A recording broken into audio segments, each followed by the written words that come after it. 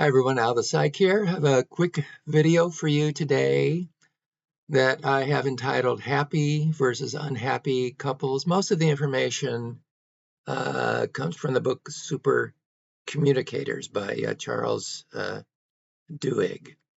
There's some other information that I've added too. Okay, real quick, here we go.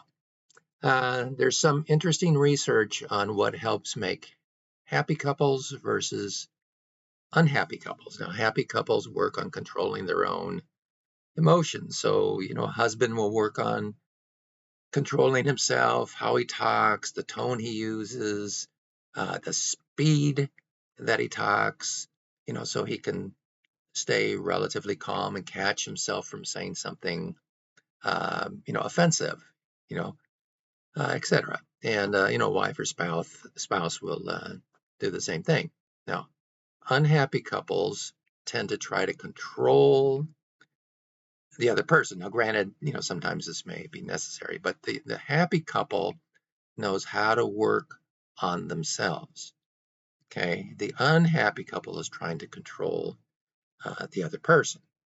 The happy couple knows what environment to discuss concerns. For example, not at a time when you're both tired and fatigued, not when the baby is crying, not when you've had a very stressful day at work, but when your nervous system is at least in a fairly stable, state.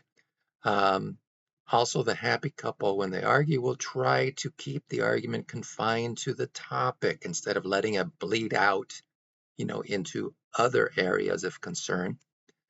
That can be addressed at another time. Okay, so we're not going to be bringing in all this other, you know, garbage into the argument. Um, Other things that are useful in general, in terms of argument etiquette, include letting the person know that you're listening. For example, maybe asking for clarification, keeping statements within a reasonable framework. So instead of making all or none statements, you always act this way. No, that's maybe we temper the statement and maybe use I statements. I get annoyed when I'm yelled at. Okay.